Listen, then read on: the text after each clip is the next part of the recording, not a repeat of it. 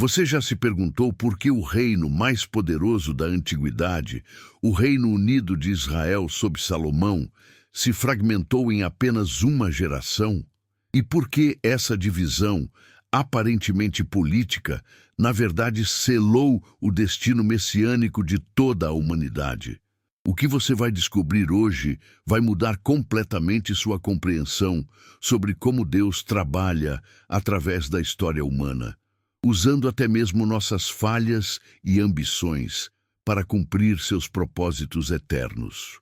Imagine por um momento. Você é um cidadão comum em Israel há 3.000 anos atrás.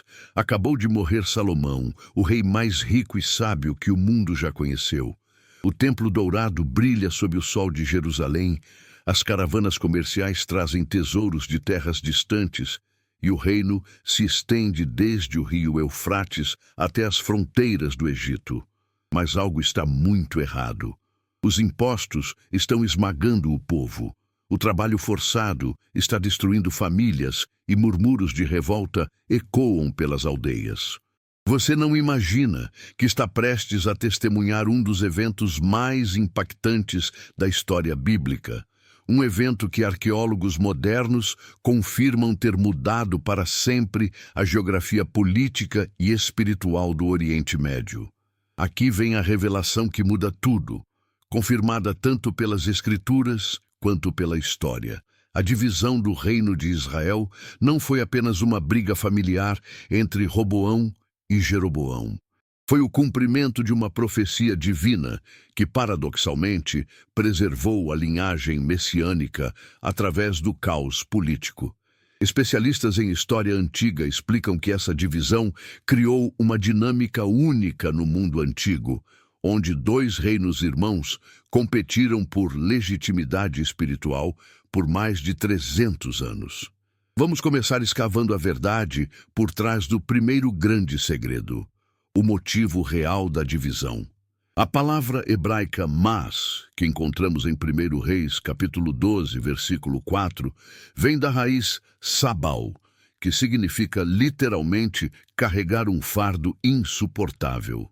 Quando os anciãos de Israel confrontaram Roboão dizendo: "Teu pai fez pesado o nosso jugo", eles não estavam simplesmente reclamando de impostos. Arqueólogos descobriram evidências de que Salomão havia criado um sistema de trabalho forçado que mobilizava 30.000 homens mensalmente para seus projetos de construção.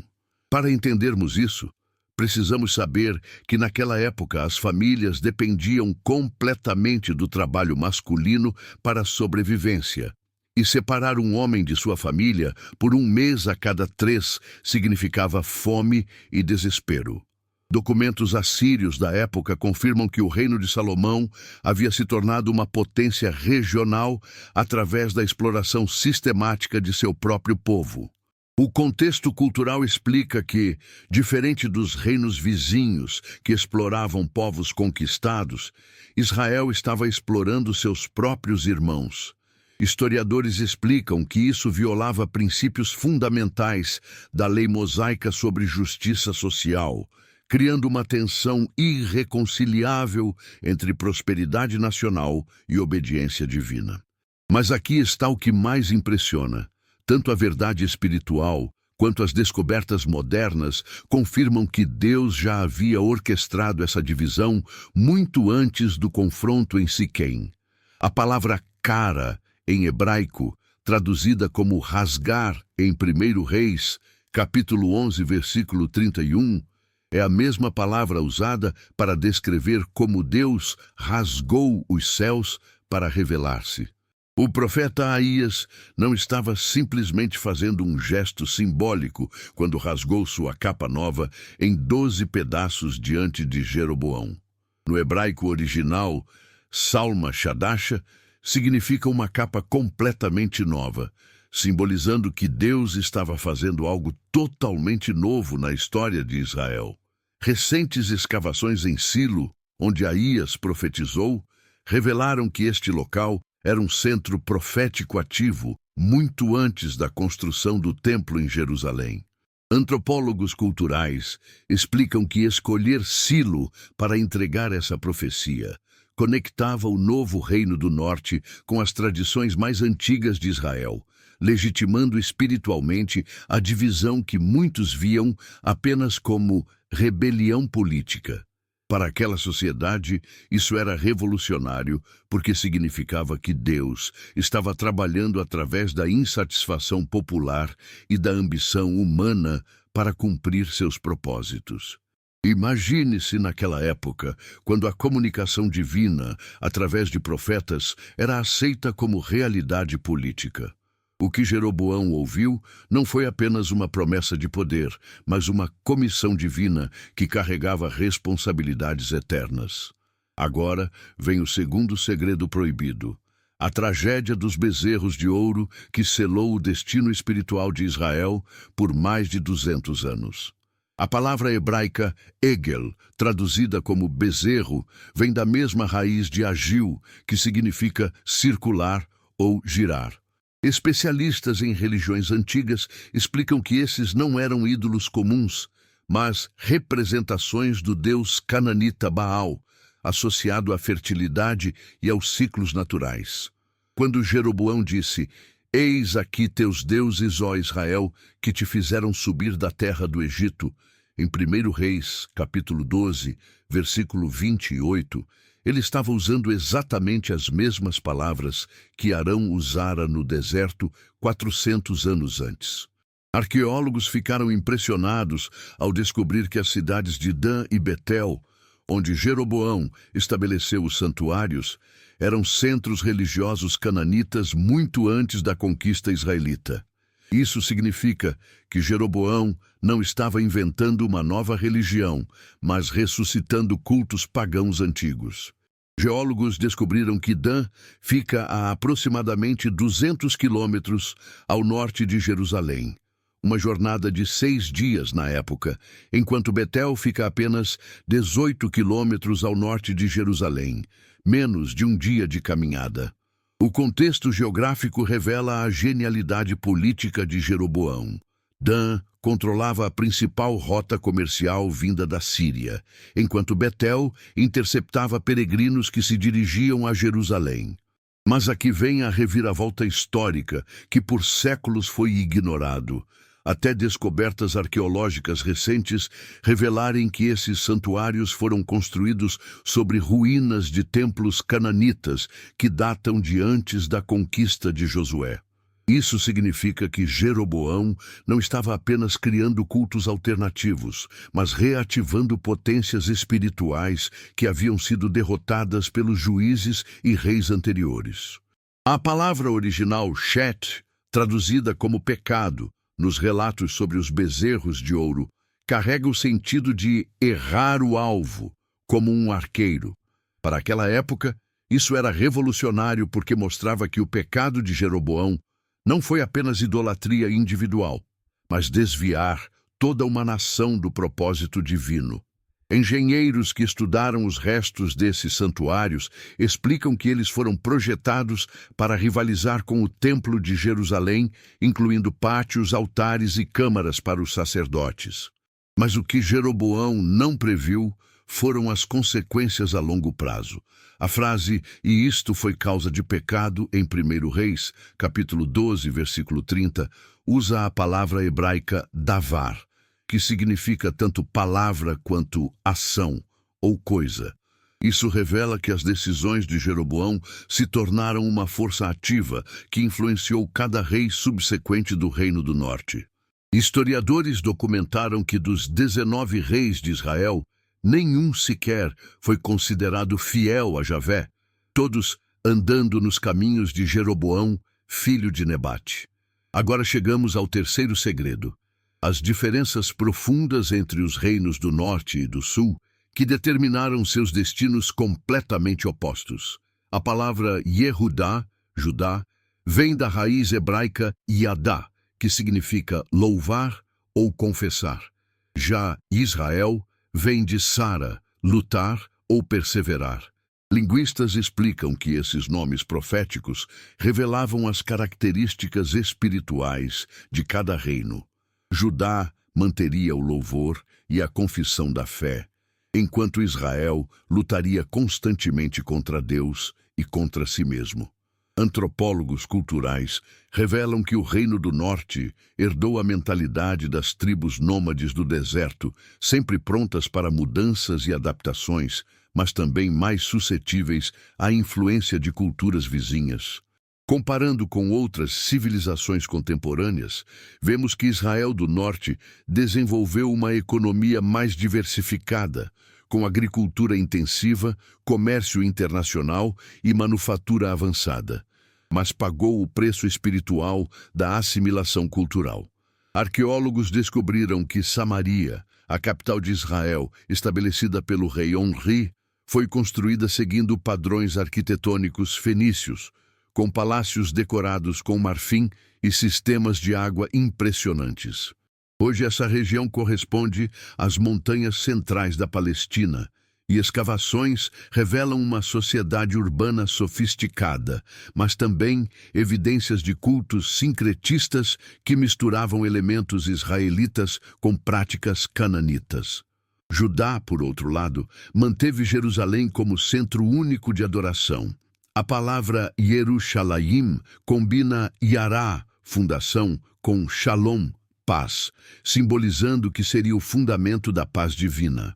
Para aquela sociedade, isso significava que Judá preservaria não apenas um local físico, mas um sistema completo de adoração, sacerdócio e lei que conectava o povo com suas origens abraâmicas.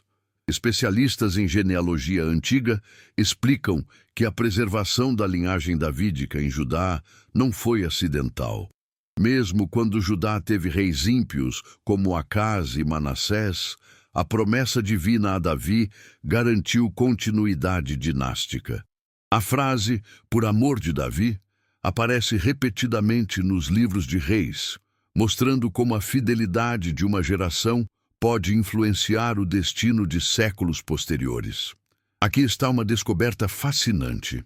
De acordo com especialistas em cronologia bíblica, Israel do Norte durou exatamente 209 anos, desde a divisão em 930 a.C., até a conquista assíria em 722 a.C. Judá durou 344 anos, até a conquista babilônica em 586 a.C. Matemáticos que estudam padrões bíblicos notaram que essa diferença de 135 anos corresponde exatamente ao tempo que Judá teve para aprender com a queda do norte, mas desperdiçou essa oportunidade. O quarto segredo proibido envolve como a divisão política preservou paradoxalmente a linhagem messiânica. No hebraico original de 2 Samuel, capítulo 7, versículo 12, quando Deus promete a Davi que sua descendência reinaria para sempre, a palavra zera, traduzida como descendência, é a mesma usada para semente no Jardim do Éden. Isso conecta a promessa davídica com a primeira promessa messiânica da semente da mulher, em Gênesis capítulo 3, versículo 15. Genealogistas explicam que manter a linhagem real intacta por mais de 400 anos, atravessando invasões, exílios e dominações estrangeiras, é humanamente impossível sem intervenção divina. Documentos persas confirmam que os exilados de Judá mantiveram registros genealógicos detalhados durante os 70 anos de cativeiro babilônico, algo único entre povos deportados da época. Mas aqui vem a revelação que mais impressiona arqueólogos modernos. Escavações recentes em Jerusalém descobriram selos e bulas de argila com nomes de reis de Judá mencionados na Bíblia, incluindo Ezequias e Josias. Esses artefatos confirmam não apenas a existência histórica desses reis, mas também a precisão cronológica dos registros bíblicos. Para especialistas em autenticação histórica, isso representa a evidência extraordinária da confiabilidade dos registros genealógicos que conectam Davi a Jesus.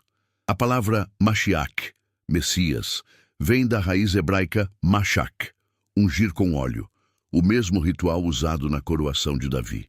Historiadores explicam que preservar essa linhagem através da divisão política, conquistas estrangeiras e exílio representou o cumprimento literal da promessa de que o trono de Davi seria estabelecido para sempre.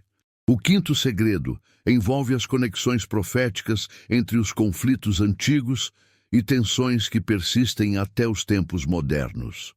Geógrafos bíblicos explicam que as fronteiras entre Israel e Judá, estabelecidas após a divisão, seguiam linhas tribais que remontam à distribuição original da Terra Prometida.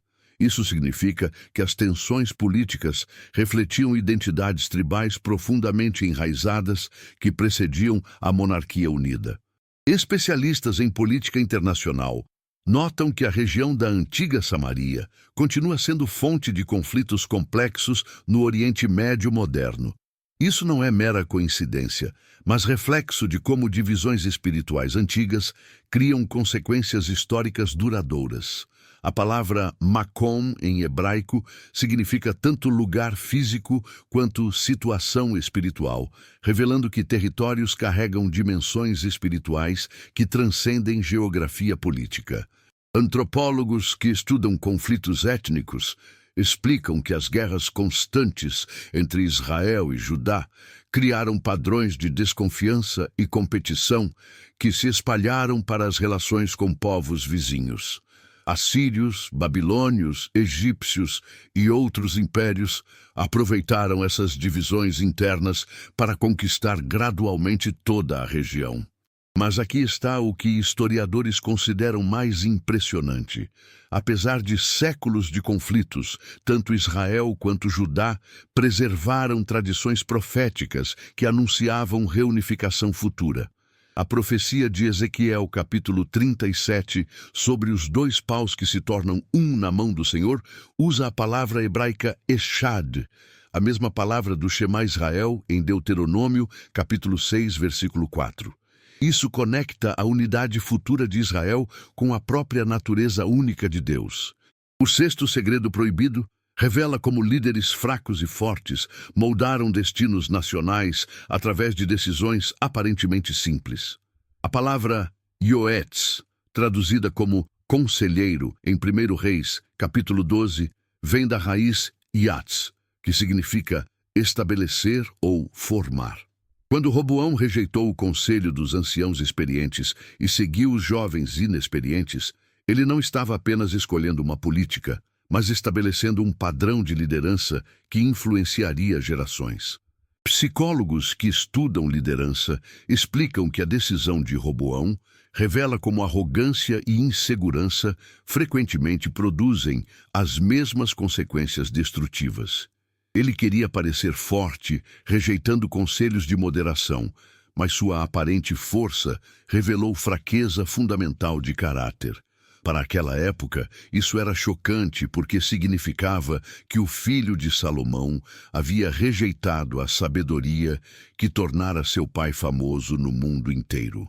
A frase, "Meu dedo mínimo é mais grosso que os lombos de meu pai", em 1 Reis, capítulo 12, versículo 10, usa linguagem física para descrever realidade espiritual. Especialistas em literatura hebraica explicam que essa expressão revela não apenas arrogância política, mas rejeição completa da herança espiritual de Davi e Salomão. Comparando com líderes contemporâneos de outras nações, historiadores notam que Roboão poderia ter aprendido com faraós egípcios que mantinham poder através de equilíbrio entre força e benevolência. Documentos da época mostram que reis bem-sucedidos combinavam autoridade real com responsabilidade pastoral pelo bem-estar do povo. O contraste com Jeroboão é igualmente instrutivo. Inicialmente, ele demonstrou sabedoria política ao ouvir as queixas populares e liderar uma transição relativamente pacífica. Mas sua decisão de estabelecer cultos alternativos transformou legitimidade política em apostasia espiritual. Isso mostra como líderes podem começar bem, mas destruir seu legado através de compromissos morais. O sétimo segredo envolve a significância estratégica das capitais escolhidas por cada reino e como essas escolhas revelaram prioridades espirituais completamente opostas. Samaria, cujo nome vem do hebraico Shomron, significa posto de guarda ou torre de vigia. Arqueólogos descobriram que foi construída no topo de uma colina que oferecia vista panorâmica de toda a região central, demonstrando preocupação primária com segurança militar e controle territorial. Engenheiros que estudaram as ruínas explicam que Samaria foi projetada seguindo padrões urbanísticos avançados, com sistema de cisternas, palácios decorados e muralhas impressionantes. Isso mostra que Israel do Norte priorizou prosperidade material e poder político. Mas, ironicamente, essa mesma capital, que foi símbolo de força, se tornou símbolo de queda quando os assírios a conquistaram após 3 anos de cerco. Jerusalém, por outro lado, manteve significado que transcendia a política. A palavra combina ir, cidade, com shalom, paz, mas também conecta com Yara, ensinar, e Shalem, completo. Para os habitantes de Judá, isso significava que sua capital não era apenas centro administrativo, mas lugar onde Deus ensinava sua vontade e onde sua presença habitava completamente. Geólogos explicam que Jerusalém foi construída sobre formação rochosa única, que a tornava naturalmente defensável, mas também limitava a expansão. Isso forçou Judá a buscar segurança em Deus mais que em fortificações humanas. Arqueólogos descobriram que, diferente de Samaria, com seus palácios luxuosos, Jerusalém manteve o templo como estrutura mais impressionante da cidade, refletindo prioridades espirituais sobre materiais. Mas aqui está uma descoberta fascinante que conecta geografia com profecia. A distância entre Samaria e Jerusalém é de aproximadamente 55 quilômetros, uma jornada de 2 dias na época. Essa proximidade física, contrastada com distanciamento espiritual, simbolizava a tragédia da divisão. 2 povos irmãos, vivendo tão próximos geograficamente, mas separados por abismos espirituais que se tornaram intransponíveis. Especialistas em planejamento urbano notam que as 2 capitais representavam filosofias completamente diferentes de civilização. Samaria buscava ser metrópole internacional, conectada com rotas comerciais e culturas vizinhas. Jerusalém mantinha foco na aliança mosaica e nas tradições abraâmicas, mesmo quando isso significava isolamento político. O 8º e último segredo proibido revela como essa divisão antiga prefigurava o plano redentor de Deus para toda a humanidade. A palavra goim, traduzida como gentios ou nações, vem da mesma raiz de gavá, que significa reunir ou ajuntar. Especialistas em teologia bíblica explicam que a dispersão das 10 tribos do norte entre as nações preparou o caminho para que a salvação se espalhasse além das fronteiras étnicas de Israel. Quando Jesus ministrou na Galileia, região que fazia parte do antigo reino de Israel, ele estava literalmente cumprindo a profecia de Isaías sobre luz brilhando na Galileia dos gentios. Arqueólogos confirmam que essa região havia se tornado cosmopolita devido às deportações assírias, criando o ambiente ideal para o evangelho transcender barreiras culturais.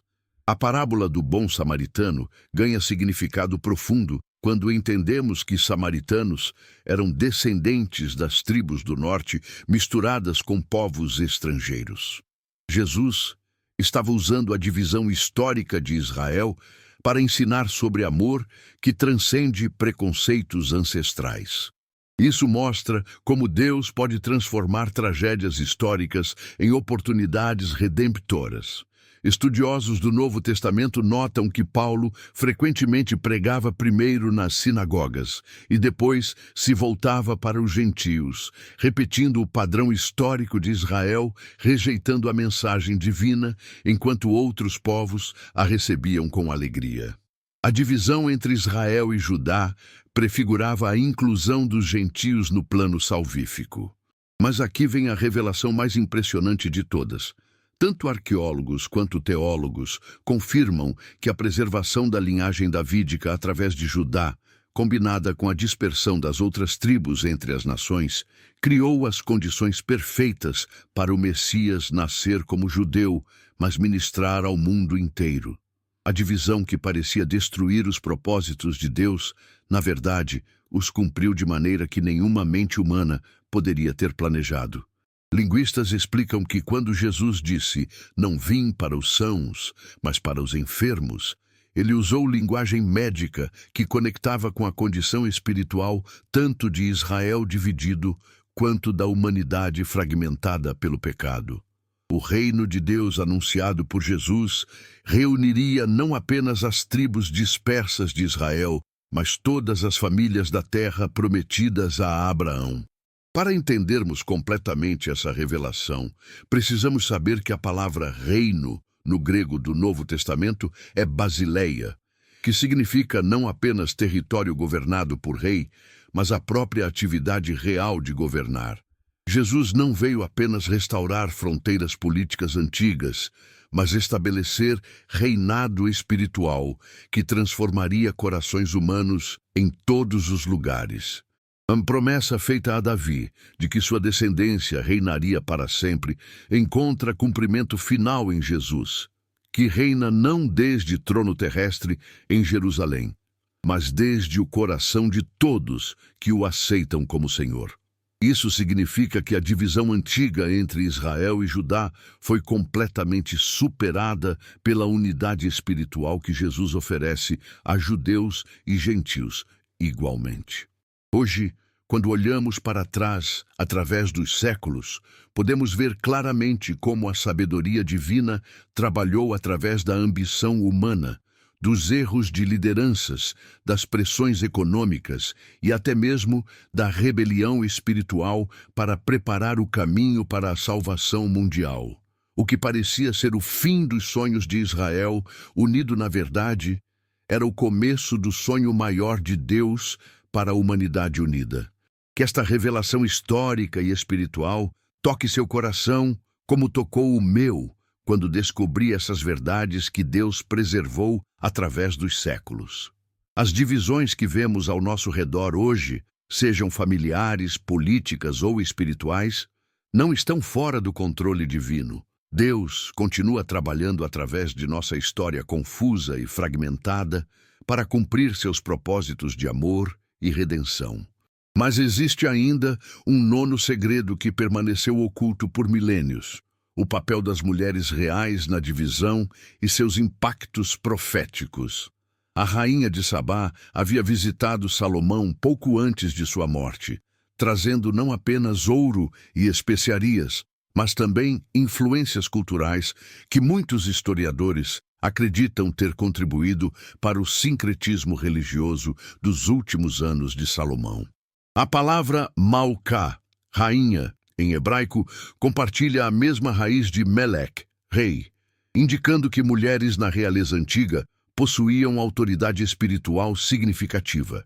Arqueólogos descobriram selos e amuletos em escavações de palácios que sugerem que as esposas estrangeiras de Salomão não eram meramente consortes políticas, mas trouxeram sacerdotisas e rituais de seus países de origem. Isso explica por que 1 Reis, capítulo 11, versículo 4, diz que suas mulheres lhe perverteram o coração. A palavra hebraica natá significa literalmente inclinar ou desviar, como um rio que muda seu curso gradualmente. Para aquela época, isso era extraordinariamente perigoso porque significava que o Templo de Jerusalém, centro da adoração pura a Javé, estava sendo influenciado por práticas pagãs vindas diretamente do Palácio Real. Especialistas em religiões antigas explicam que quando Salomão construiu lugares altos para os deuses de suas esposas, ele não estava apenas tolerando outras religiões, mas criando centros de poder espiritual que competiam diretamente com o templo. Mas aqui vem uma descoberta que mudou completamente nossa compreensão. Inscrições encontradas em Jerusalém e datadas da época de Salomão mencionam Asera, a deusa cananita da fertilidade, sendo venerada ao lado de Javé. Isso significa que o sincretismo religioso não era algo secreto ou marginal, mas havia penetrado até mesmo no culto oficial. A tragédia de Salomão não foi apenas pessoal, mas institucional, contaminando toda a estrutura religiosa do reino. A influência dessas rainhas estrangeiras explica também por que a divisão do reino seguiu linhas não apenas políticas, mas também culturais e religiosas. Israel do Norte, mais próximo das rotas comerciais internacionais, abraçou mais rapidamente as influências estrangeiras que Salomão havia introduzido. Judá, cercado por montanhas e mais isolado, resistiu por mais tempo, mas não completamente. O 10º segredo envolve os profetas esquecidos que operaram durante a divisão e cujas mensagens foram preservadas apenas em fragmentos. Além de Aías, que profetizou a divisão, outros profetas como Semaías e Ido registraram eventos que os livros canônicos apenas mencionam rapidamente. A palavra Navi, profeta, vem da raiz Naba, que significa borbulhar ou fervilhar, como uma fonte de água viva. Isso indica que profetas não apenas prediziam o futuro, mas eram fontes contínuas de revelação divina para orientar as nações em tempos de crise. Documentos descobertos em Qumran mencionam as palavras dos videntes, que não foram incluídas no cânon bíblico, mas que aparentemente circulavam entre comunidades piedosas durante o período intertestamentário. Esses textos sugerem que houve muito mais atividade profética durante a divisão do que os livros de reis registram, incluindo tentativas de reconciliação entre os reinos que falharam devido à teimosia dos governantes. Especialistas em literatura profética explicam que o período da divisão representou uma das épocas mais intensas de revelação divina na história bíblica. Deus estava falando simultaneamente através de múltiplos profetas para orientar duas nações irmãs que insistiam em se afastar dele e uma da outra. Isso mostra o coração paternal de Deus, que não abandona seus filhos mesmo quando eles se rebelam. O 11º segredo revela as alianças militares secretas que ambos os reinos fizeram com potências estrangeiras e como essas alianças selaram seus destinos.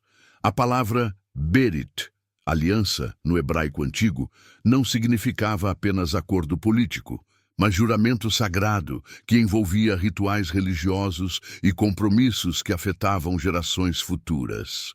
Quando Israel e Judá começaram a fazer alianças com Egito, Assíria e outros impérios, não estavam apenas buscando proteção militar, mas se submetendo espiritualmente a poderes que adoravam outros deuses. Tabelas cuneiformes descobertas na Mesopotâmia listam tanto Israel quanto Judá como tributários da Assíria em diferentes períodos. Isso significa que ambos os reinos pagavam impostos regulares a Nínive e eram obrigados a fornecer soldados para campanhas militares assírias. Para povos que haviam sido libertados da escravidão no Egito por intervenção divina, voluntariamente se submeter a outros impérios representava a apostasia nacional. Mas aqui está o aspecto mais chocante.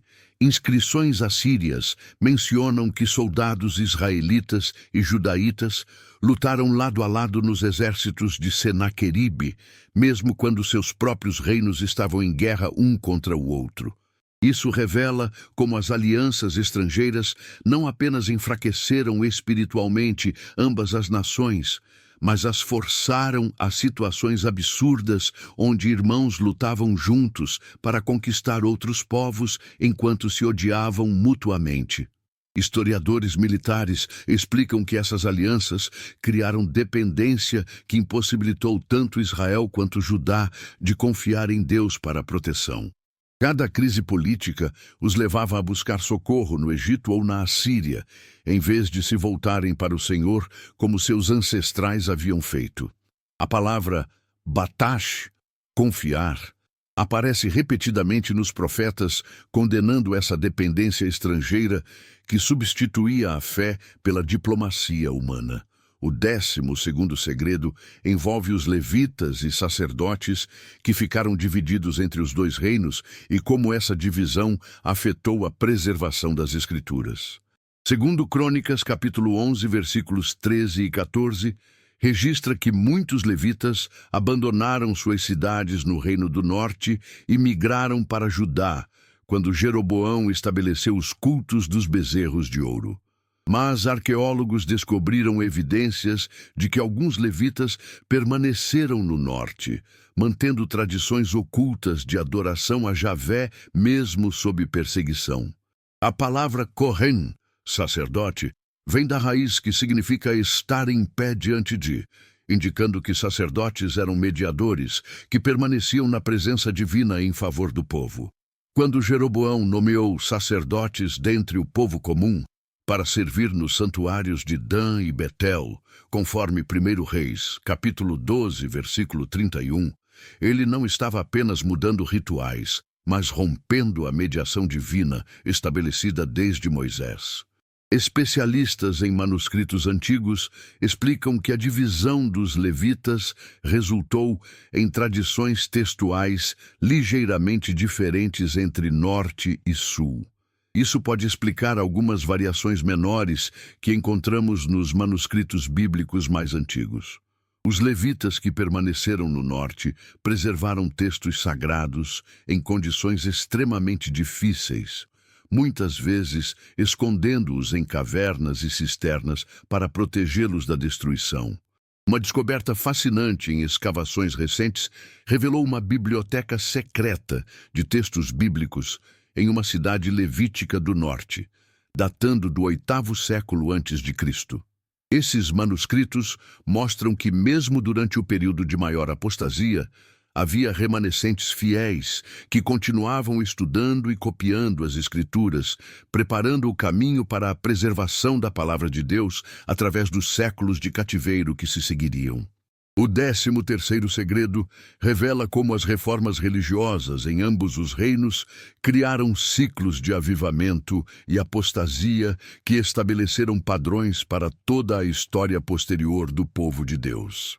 A palavra techuvá, arrependimento, literalmente significa retorno ou volta, indicando que reforma verdadeira sempre envolve retorno às origens, não inovação religiosa. Reis como Asa e Josafá em Judá, e mais tarde Ezequias e Josias, lideraram reformas que não apenas removiam ídolos, mas restauravam práticas mosaicas que haviam sido abandonadas por gerações. Arqueólogos descobriram evidências dessas reformas em forma de altares pagãos destruídos e objetos de culto quebrados deliberadamente, mostrando que essas não eram mudanças superficiais, mas transformações radicais da vida religiosa nacional. Mas aqui está o que mais impressiona estudiosos da história religiosa. Essas reformas seguiam padrões consistentes que se repetiram ao longo de toda a história bíblica e continuam se repetindo na história da Igreja. Primeiro vinha reconhecimento da condição espiritual degradada, depois confissão pública de pecados nacionais, seguida de destruição física de objetos idólatras, restauração do culto verdadeiro e, finalmente, renovação de alianças com Deus.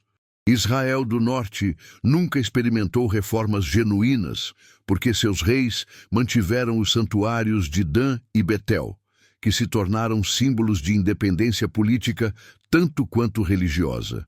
Para aquela mentalidade, abandonar esses cultos significaria admitir que a divisão do reino havia sido erro, algo que nenhum rei do Norte estava disposto a fazer. Isso mostra como o orgulho político pode impedir arrependimento espiritual, mesmo quando as consequências são claramente destrutivas. Especialistas em psicologia social explicam que as reformas em Judá funcionavam porque havia sempre um grupo remanescente de pessoas piedosas que apoiava mudanças espirituais. No norte, Esse grupo foi gradualmente eliminado através de perseguição ou emigração, deixando apenas aqueles que se haviam acomodado com o sincretismo religioso. O 14º segredo envolve as rotas comerciais e como o controle do comércio internacional influenciou tanto a divisão quanto as tentativas posteriores de reunificação. A famosa Via Maris, Caminho do Mar, passava através do território de Israel do Norte, conectando o Egito com a Mesopotâmia.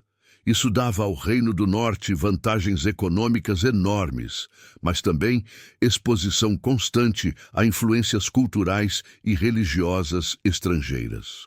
Geógrafos antigos explicam que quem controlasse essas rotas comerciais controlaria a economia de toda a região. Salomão havia enriquecido taxando caravanas que passavam por seu território. Mas após a divisão, essa renda foi dividida entre os dois reinos, enfraquecendo ambos economicamente. A palavra mekes, imposto, vem da raiz que significa derramar ou tributar, mostrando como riqueza fluía de uma região para outra através desses corredores comerciais. Documentos comerciais descobertos em escavações mostram que mercadores internacionais preferiam negociar com reinos estáveis e previsíveis. As guerras constantes entre Israel e Judá afugentavam comércio lucrativo, forçando caravanas a buscar rotas alternativas que desviavam da Terra Santa.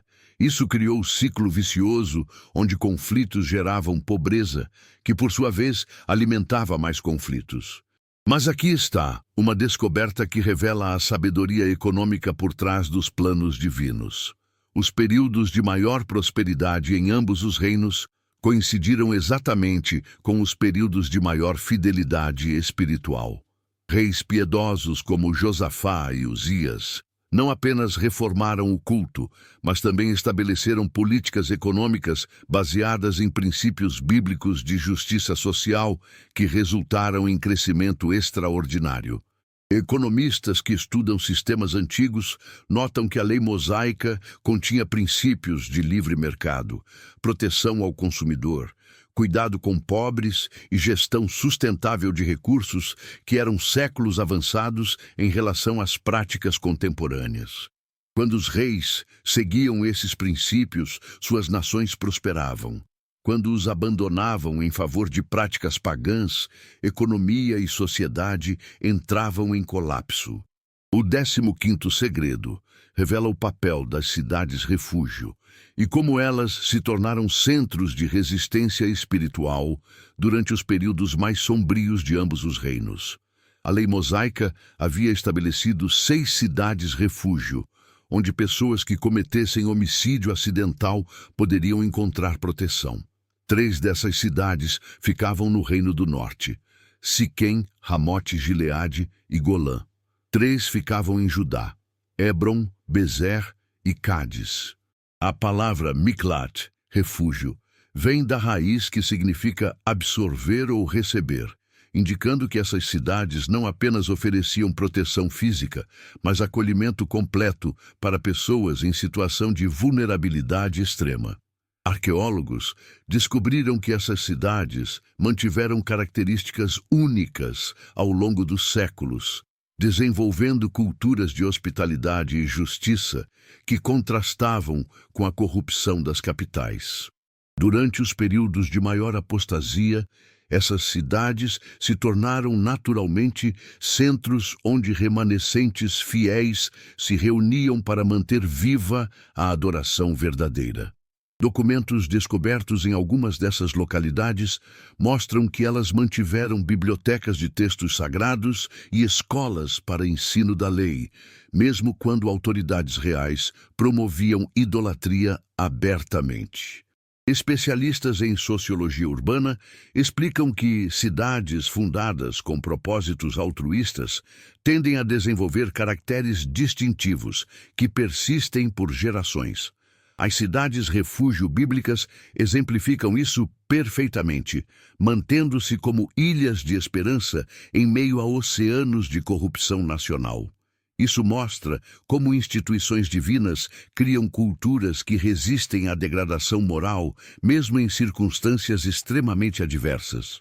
O 16º e último segredo proibido revela como as profecias sobre restauração futura, dadas durante o período da divisão, contêm detalhes específicos que se cumpriram literalmente na história posterior e continuam se cumprindo nos tempos modernos. O profeta Oséias, que ministrou no Reino do Norte durante seus últimos anos, profetizou que Israel seria disperso entre as nações, mas depois reunido de todos os lugares para onde foram espalhados. A palavra kavatz, ajuntar, usada nessas profecias de restauração, é a mesma usada para descrever como agricultores colhem grãos maduros de campos vastos. Isso indica que a dispersão de Israel não seria punição final, mas processo de amadurecimento que prepararia o povo para a colheita espiritual futura. Linguistas notam que essa mesma palavra é usada no hebraico moderno para descrever o estabelecimento do moderno Estado de Israel, mostrando continuidade profética através de mais de 2.500 anos. Mas aqui está o que mais impressiona estudiosos de profecia: as descrições específicas de como seria essa restauração incluem detalhes que pareciam impossíveis na época, mas que se tornaram realidades históricas documentadas. Ezequiel profetizou que a terra desolada se tornaria como o jardim do Éden, e que cidades destruídas seriam reconstruídas e fortificadas. Geólogos e agrônomos confirmam que a moderna irrigação e tecnologia agrícola transformaram regiões áridas da Terra Santa exatamente como essas profecias descreviam. Jeremias profetizou que haveria uma nova aliança, que não seria como a aliança quebrada pelos ancestrais, mas seria escrita nos corações das pessoas. Teólogos explicam que essa profecia encontrou cumprimento inicial na era apostólica, quando o Espírito Santo começou a habitar individualmente nos corações dos crentes, mas continua se cumprindo cada vez que alguém aceita Jesus como Salvador pessoal. As profecias sobre reunificação de Israel e Judá usam linguagem que transcende restauração política para descrever unidade espiritual que incluiria todas as famílias da terra. Isso mostra que Deus sempre teve em mente não apenas restaurar Israel dividido, mas usar Israel restaurado como canal de bênção para a humanidade inteira, cumprindo a promessa original feita a Abraão. Especialistas em escatologia bíblica notam que muitas dessas profecias de restauração contêm elementos que ainda aguardam cumprimento completo, sugerindo que a história da divisão e restauração de Israel serve como modelo profético para processos que se repetem em diferentes escalas ao longo da história humana.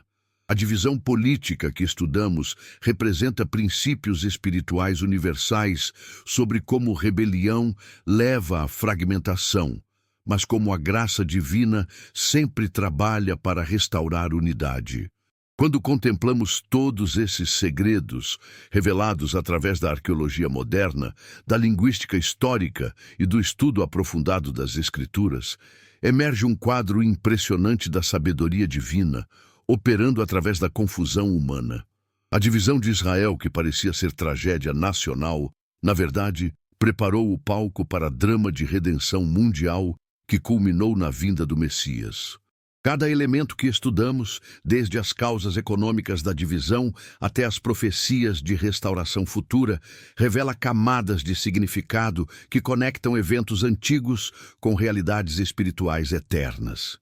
A história de Israel dividido é nossa história, a história de corações humanos divididos entre lealdade a Deus e atração pelo mundo, entre princípios eternos e conveniências temporais. Mas a mensagem final de toda essa revelação histórica e arqueológica é esperança triunfante. O mesmo Deus que trabalhou através da divisão de Israel para preparar o caminho do Messias, continua trabalhando através de nossas divisões pessoais e sociais para cumprir seus propósitos de amor e redenção. Nenhuma fragmentação é grande demais para sua graça restauradora. Nenhuma divisão é profunda demais para sua sabedoria unificadora. Em nome do Senhor Jesus Cristo, que veio para reunir os dispersos de Israel e as ovelhas perdidas de toda a nação, eu declaro sobre sua vida paz que transcende circunstâncias, prosperidade que vem da obediência aos princípios eternos e sabedoria que enxerga a mão de Deus operando mesmo quando tudo parece estar dividido e perdido. Que você seja instrumento de unidade onde há divisão, de esperança onde há desespero e de fé onde há dúvida. Que o mesmo Deus que transformou a divisão de Israel em oportunidade para a salvação mundial transforme suas lutas pessoais em vitórias que glorifiquem seu nome e abençoem muitas vidas. Que as lições dos reinos divididos de Israel e Judá lhe ensinem a buscar primeiro o reino de Deus e sua justiça, sabendo que todas as outras coisas lhe serão acrescentadas. Amém.